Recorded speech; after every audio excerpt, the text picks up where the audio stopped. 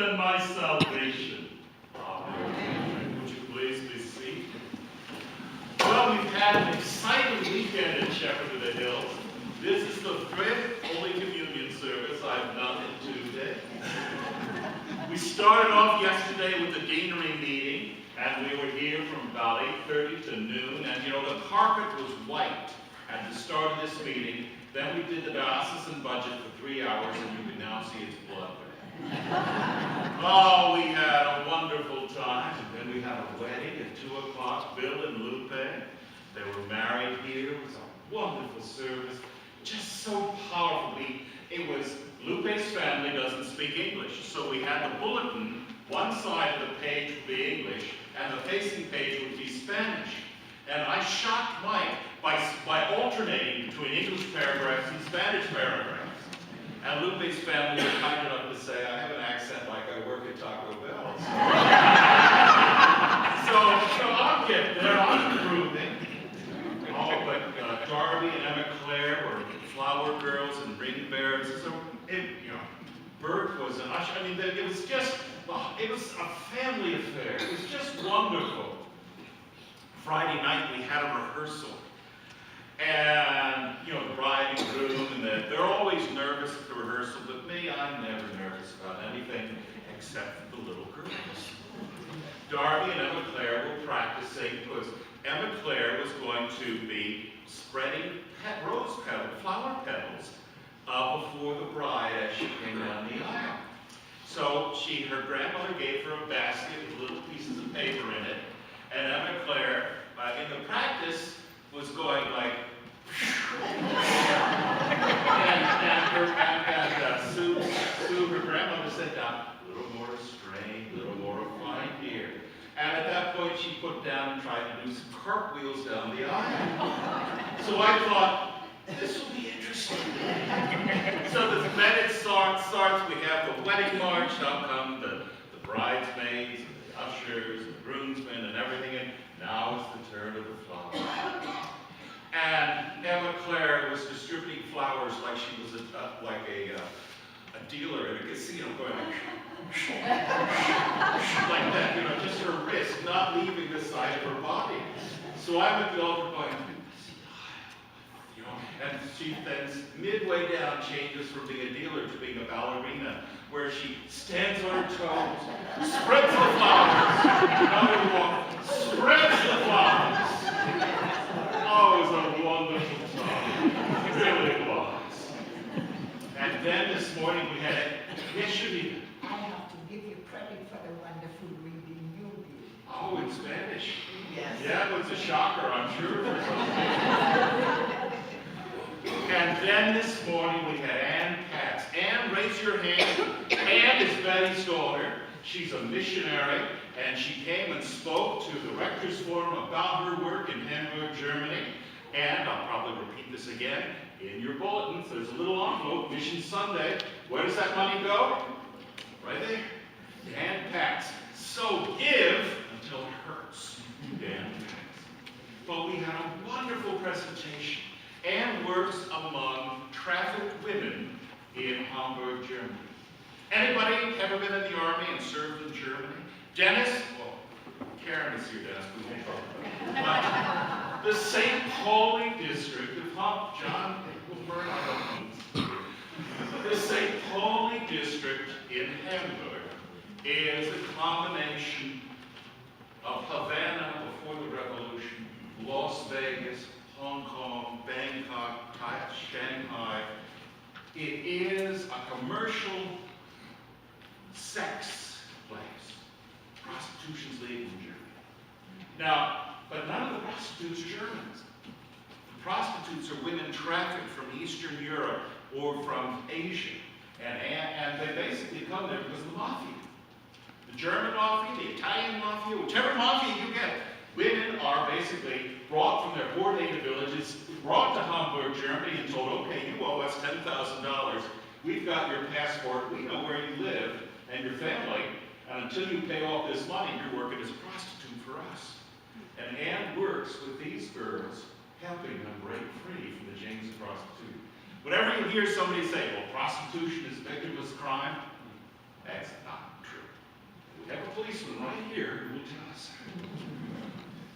Now, Hamburg is not the only place with a red light district. And our epistle reading this morning is about the ancient world's Hamburg, Germany, Corinth. Corinth is Paul's first letter to the Corinthians.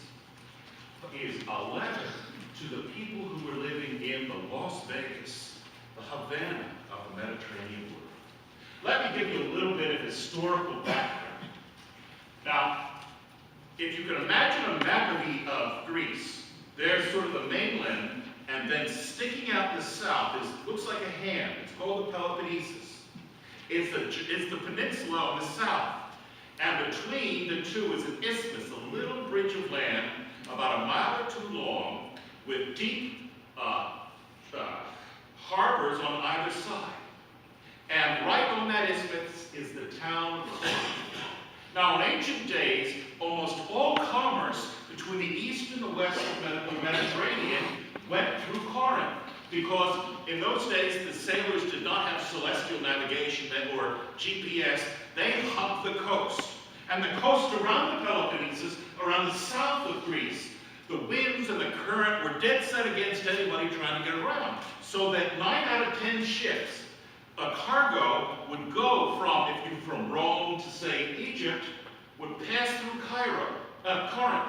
And in Corinth, the ships would dock on the western port, the cargo would be unloaded, taken a mile across the isthmus, and loaded to the port on the other side, and shipped down the coast to Egypt or to Asia or wherever.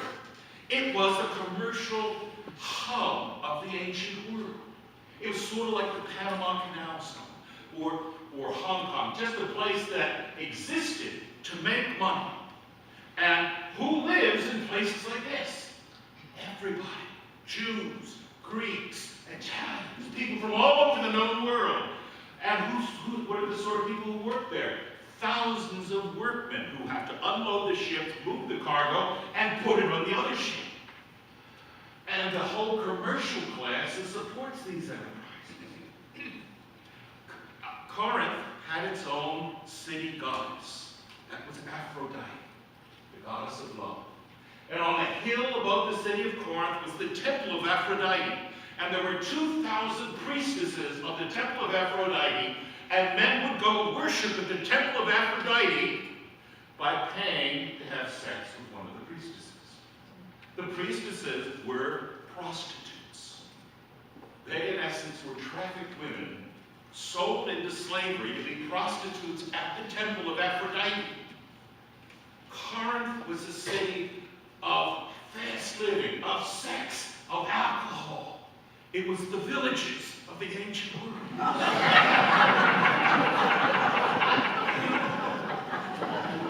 And Paul went there on his missionary journey. As we read in the book of Acts, he started a little church. It's like building a church at the end of the Las Vegas Strip. Because you've got all the prostitutes and all the casino workers and all the people engaged in the nightlife, and you're building a church. Now, if we build, there is an Episcopal church at the end of the Strip in Las Vegas. Now, who goes to that Episcopal church? The prostitutes and all this and that. No, the local doctors, the local lawyers. Lots of lawyers in the Episcopal church. And there's sort of an attitude of, well, we don't want those people. The people whom we make our living off of, sullying our beautiful church. Christians have for too long had this attitude that to be a Christian, butter has to melt, you can't melt in your mouth. You've got to be holier than thou. Someone who is broken and hurt and lost. Yeah, right, clean up your act, pal, and then come to church. Paul is writing to the people of Corinth about this same issue, which is a Christian is called to love everybody, not just people like himself. And he does that in a very straightforward way that sometimes gets lost in the grammar. I'm going to shock some people, but the Bible was not, Jesus did not speak English. All of this was written in Greek 2,000 years ago, and somebody over the course of the centuries has translated it into English. And each time, and the reason why we have different translations is that the editors want to, oh, well, they didn't get it right. We need to emphasize this. We need to make this point. If you read different translations, like the Catholics have a Bible, and you know the part about Peter, upon this rock, the church shall be built, therefore we have a pope and he's in charge. The Bible we read is a tiny bit different because we had the Protestants put our Bible together 500 years ago, and the Catholics had their Bible. It says the same in Greek, but we take and sort of massage it differently. And one of the massaging things that took place is in this letter to the Corinthians. Paul, it starts off, if you got your little leaflet, Paul, called to be an apostle of Christ Jesus by the will of God. That's not what it says in Greek. The editors added a verb called to be the apostle. It doesn't say that in Greek. It says, Paul, a called apostle. Oh, well, so big deal. What's the difference? Well, it's a major deal. Paul did not set out in this life to become an apostle. In fact, he was a member of the church police. He was sent from Jerusalem to go to Damascus to root out these Christians, get rid of them, arrest them, kill them if necessary, and clean up the synagogue. And on the road to Damascus, we read in the book of Acts, the Holy Spirit appeared to him, Saul, Saul, why dost thou persecute me? God called him, made him an apostle. He didn't choose to do this. This was not a smart career choice, a genteel, moderately well-paying profession. You only work on Sunday mornings after all, like the rest of the week. Paul is not raised up by a community. He's not raised up by his own efforts. Paul is called, a called apostle, because he was called by God. And he doesn't have any choice in that. God has spoken to him, and God's presence in his life is so powerful that everything else is secondary. He's not going to be an apostle, Paul. He already is, and he's called by God. Not by man, not by a church. He is God's man, made that way. And then he goes off. That's sort of the to line in the memo. Now, the from line. Now, the to line, who is he writing to? To the church of God that is in Corinth, to those who are sanctified in Christ Jesus, called to be saints. Again, the editors added a verb. They're not called to be saints. The people in Corinth who members of the church are God are called saints. What's the difference? You are not working in this life someday to be a saint. In other words, we don't set out as Christians that one day, after 40 or 50 years slaving away in Calcutta, the church is going to recognize us and call us a saint because we have built up a merit, a treasury in heaven, so that we can now draw upon that and say, look, God, look, I am so holy by what I have done. I have merited the title saint. What Paul is saying is that once you become a believer, once you accept Jesus Christ, you are a called saint. Meaning God has called you. And a saint is something that is holy, that is set aside for me. You are, as a Christian, already a saint. And the letter to the Corinthians, I'm only in the first 2 lines. We only had one paragraph and one period. I'm 15 minutes into this. The rest of the letter talks about church arguments, church struggles, church fighting, and church relations with other people. And what Paul is saying is that you cannot go and talk to the world, to the prostitutes and the people around you. You can't close your eyes to them. You can't basically be a small little community that only looks inwards. The elect, the elite, who doesn't need the world. You are called saints by God. You're set aside by God. Just as in the book of Exodus we read the Jewish people were set aside as a holy people, a called people for the benefit of the world. Your faith in Jesus Christ brings you salvation, and upon that you respond by taking it into the Word.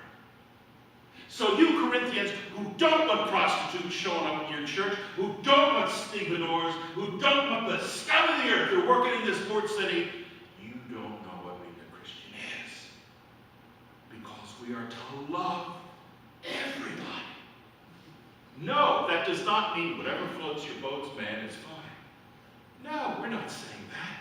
But we are saying you cannot turn your back on the poor, on the lost, on the marginalized, on those unlike you. You must love them. Because you are holy people set aside by God for the benefit of the world. That is our call as Christians. That is the call of every single person in this room.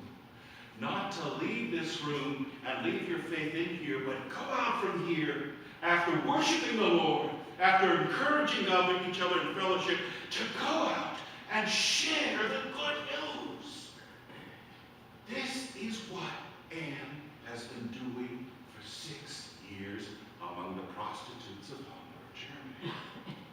God has called her to that work. John Materni has been called to the work of going once a month down to the Sumter Correctional Institute, to sharing the good news of Jesus Christ. This church did not hire me. Do you know what they did? They called me. What does that mean? I'm answering God's mandate, call upon my life by serving here. This isn't a job. This is my call. Each of us have a call. Each of us have something placed on our heart that we are to do for God and this world. And I'm only 1.5 sentences into the letter to the Corinthians. And Paul is basically not allowing people to say, oh, okay, maybe we'll be nice, maybe we're not. No, he's starting it off. Because the rest of the letter to the Corinthians goes into disputes within the church. Group A doesn't like Group B, and we like that minister, but we like the assistant better. We like the old guy.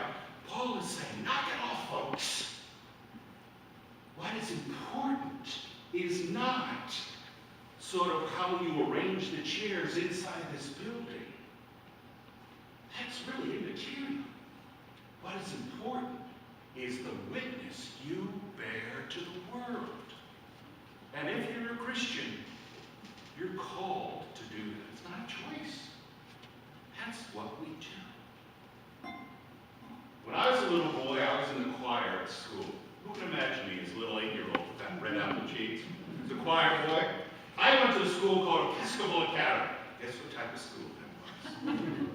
And this was in the good old days when we didn't have girls in school, 800 boys, 5 to 18 years old in this school. And how did we start off every single day, Monday through Friday? Chapel. 45 minutes.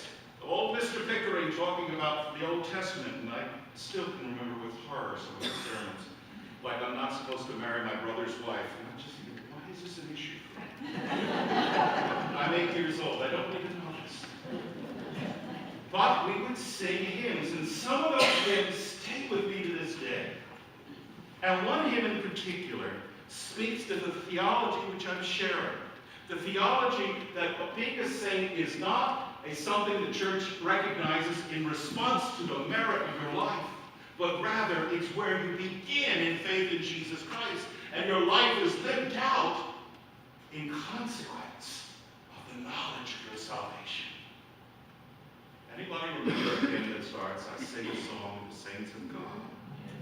Faith, and it goes on and talks about all sorts of things. And the final stanza, the final lines was, and one was a soldier, and one was a priest, and one was slain by a fierce wild beast. But there's not any reason, no, not the least, why I shouldn't be one too. This is not a hymn that says that 1 in a million of us is going to be a Mother Teresa. This is a hymn that says each and every one of us, in our own walk, in our own life, whether we're a mother at home, whether we're a missionary at home, or Germany, whoever we are all saints of God if we live out that responsibility to love and to proclaim through our lives His word, His love. I got 18 years at this church to finish the rest of the book of Corinthians. It's like 1.5 lines a week. I'll finish it up by that time. But friends, know, each of you are saints of God, precious and special in His sight. Each of you have a calling on your life. Mine is different from Alan's. Alan's is different from Ruth's, from